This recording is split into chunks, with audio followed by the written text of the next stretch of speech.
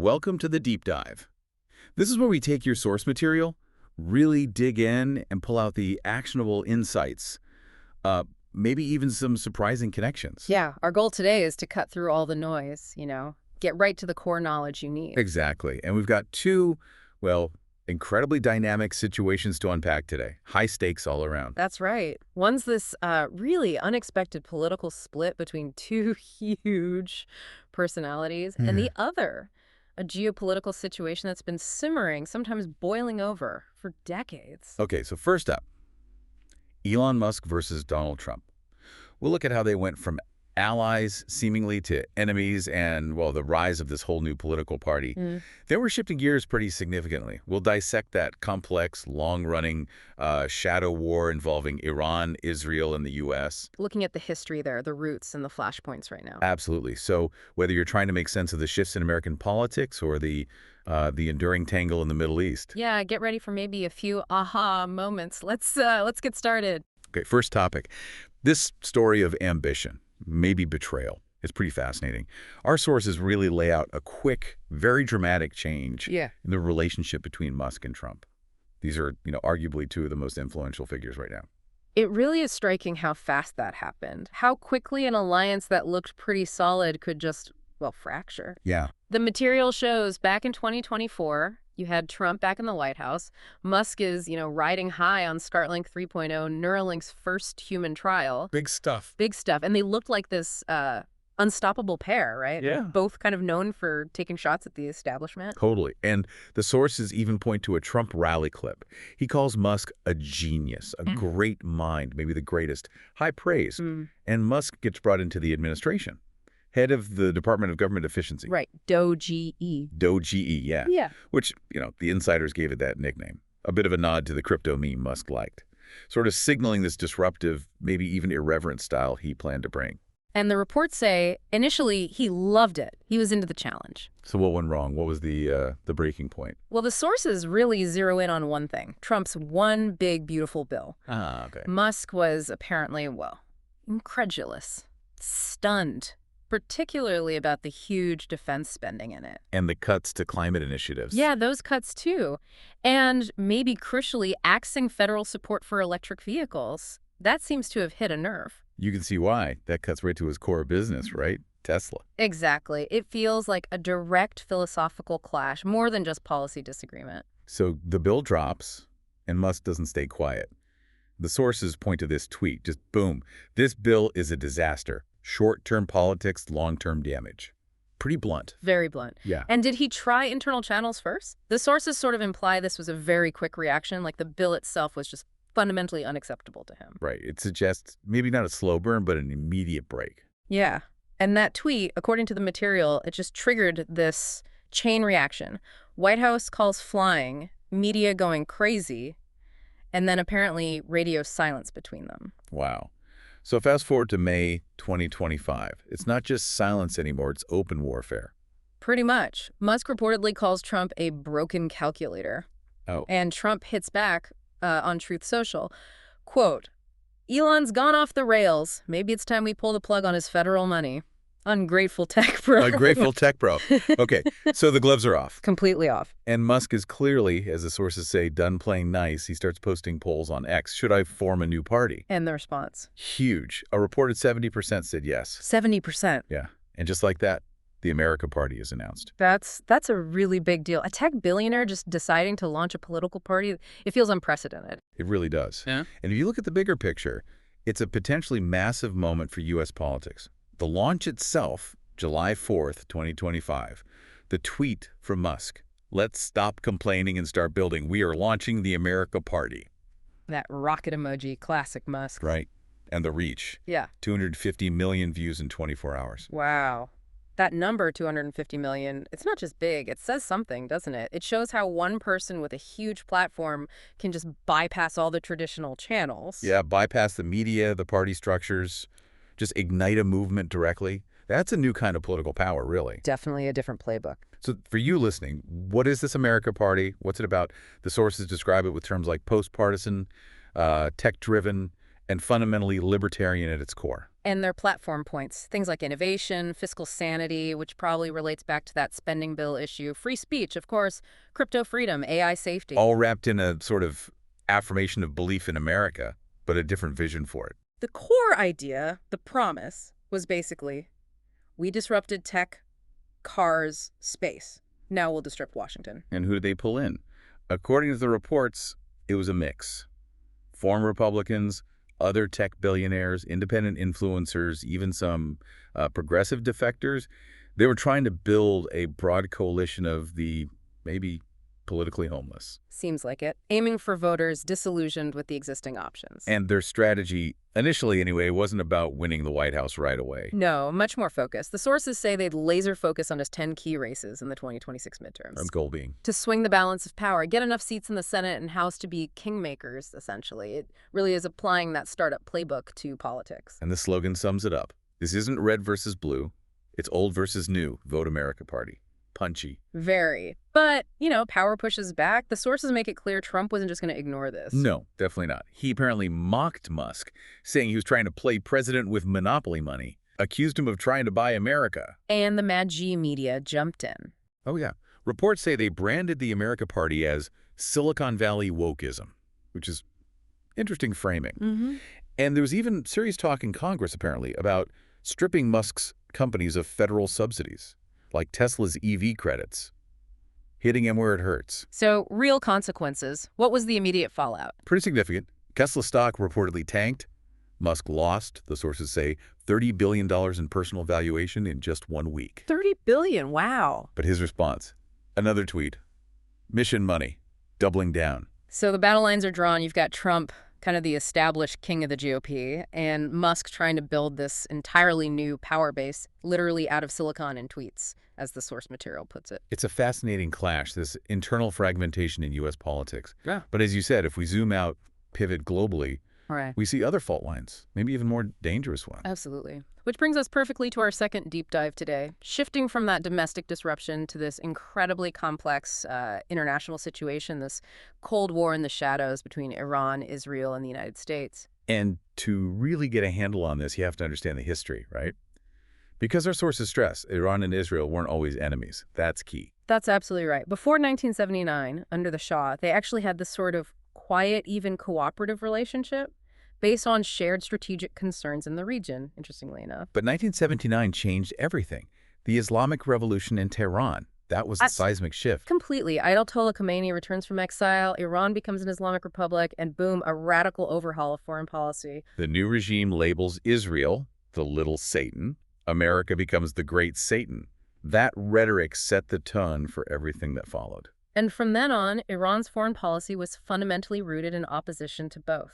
So I'll just give a quick rundown of how this played out. Iran starts backing Hezbollah in Lebanon in '82. That's a direct anti-Israel proxy.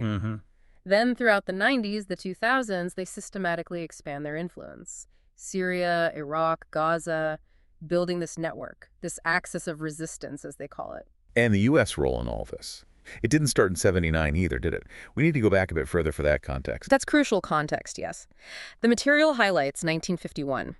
The Iranian Prime Minister, Mohammad Mossadegh, nationalizes the country's oil industry, which until then had been dominated by the British. A hugely popular move inside Iran, but not so much elsewhere. Not at all. And that leads to 1953, the big one, Operation Ajax, a coup backed by the CIA and British intelligence that overthrows the democratically elected Mossadegh. And restores the Shah, Mohammed, as a pullout into absolute power. Exactly.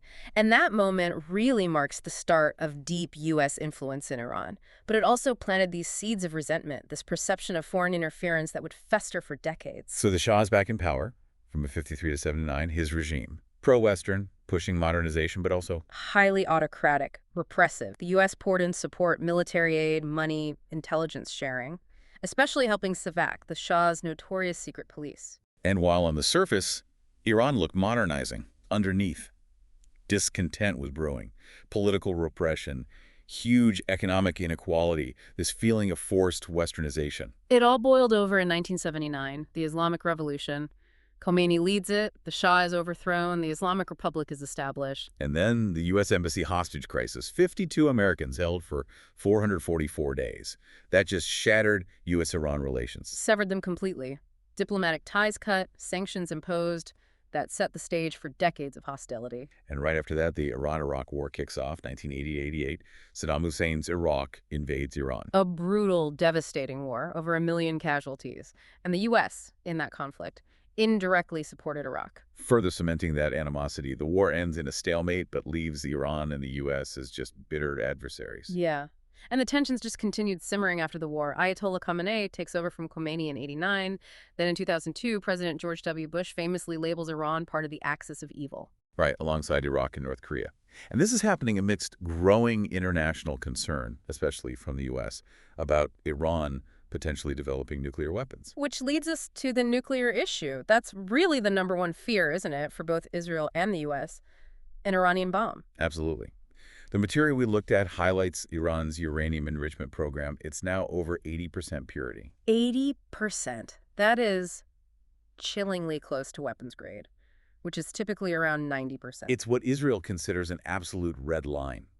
They see a nuclear Iran as a threat to their very existence. Now, the 2015 deal, the JCPOA, the Iran nuclear deal, that was designed to stop this, right? Exactly. Offer sanctions relief in return for verifiable limits on Iran's nuclear program. It created a brief, maybe fragile period of détente. But then, 2018, President Trump pulls the U.S. out of the deal. Right. Reimposes harsh sanctions and Iran's response. They start stepping up enrichment again, moving closer and closer to that weapons grade threshold. There were attempts under the Biden administration to revive the deal, but the sources say those talks basically stalled out. Yeah, they haven't really gone anywhere, which leaves military options, as the sources put it, always on the table. And there's even a simulated quote in the material attributed to a generic Israeli PM saying basically, "We will not let Iran get the bomb. We will act alone if we have to." That's pretty stark language. It really underscores the stakes. So while the diplomats talk, or don't talk, this shadow war is actively raging. Yeah, let's map that out based on the sources. Where is this happening? Okay, so Lebanon, Iran's main proxy, Hezbollah. They reportedly have over 100,000 rockets aimed at Israel, a massive arsenal. Then Syria. Iranian militias moving weapons, operating close to Israeli borders. Yemen. The Houthis, backed by Iran, attacking ships in the Red Sea, disrupting global trade. And Iraq. Shia militias, linked to Tehran, carrying out attacks, including bombings against U.S. bases there. It's this multi-front pressure campaign, but Israel isn't just sitting back. No, the sources detail their responses.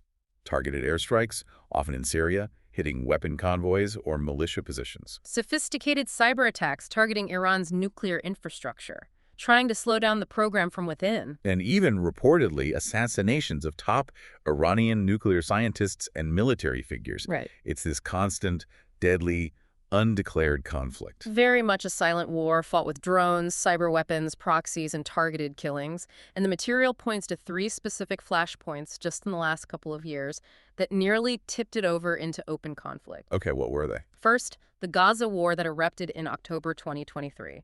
Hamas attacks Israeli towns. Iran is widely accused of having funded and trained Hamas operatives involved. Right, raising tensions immediately. Then, early 2024, the Red Sea crisis really heats up. Houthi attacks on commercial and naval ships become frequent.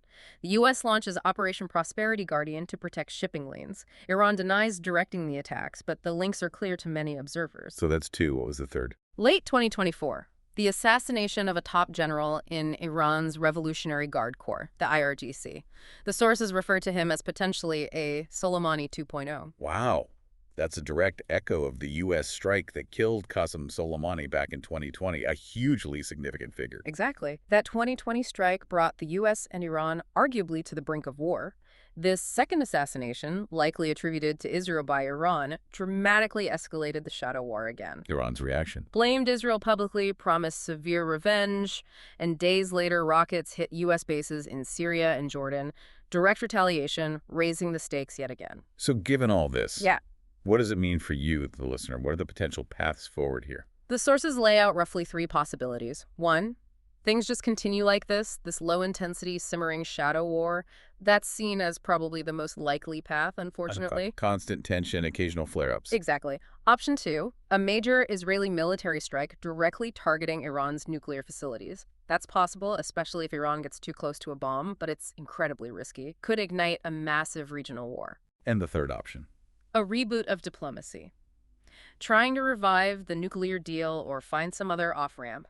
Seen as unlikely right now, but maybe not impossible if global pressure mounts sufficiently. But the underlying danger remains miscalculation. That's the key risk. With so many moving parts, so many proxies, so many covert actions, a single mistake, a misunderstanding, could spiral out of control very quickly. And we have to remember, behind the geopolitics, there are real people. The sources give little glimpses of that. Yeah, like an Israeli civilian talking about having only 30 seconds to get to a bomb shelter when the sirens go off. Or an Iranian citizen just crushed by the economic sanctions, wishing for peace, not conflict. Or even a U.S. soldier stationed in Iraq feeling like a target constantly, even though there's no declared war. That human cost is immense, even in a shadow war. It really puts it in perspective. What stands out most to you from this deep dive into the Iran-Israel-U.S. dynamic?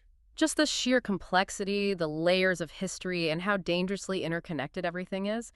Actions in one place have immediate ripple effects elsewhere. Okay, so we've covered a lot of ground. What an intense deep dive today. Absolutely. Two incredibly volatile, really influential narratives we've unpacked. The Musk versus Trump political earthquake. And this deep-rooted, dangerous shadow war playing out in the Middle East. And in both stories, you see these powerful actors operating with enormous stakes, really pushing boundaries, disrupting the old rules. That's constantly, it seems, increasing that risk of miscalculation, of unintended consequences. Exactly. And that's why getting beyond just the headlines, really understanding these dynamics is so important for you. So here's maybe a final thought to leave you with, something provocative. How do these two struggles, which seem so different on the surface, one playing out mostly in tweets and polls, the other with rockets and spies, how do they both maybe reflect a bigger global shift? Shift towards what? Towards perhaps a more fragmented, multipolar world, a world where the influence of single, powerful individuals like Musk and the dynamics of regional power struggles like the one involving Iran and Israel are becoming more and more decisive in shaping what comes next.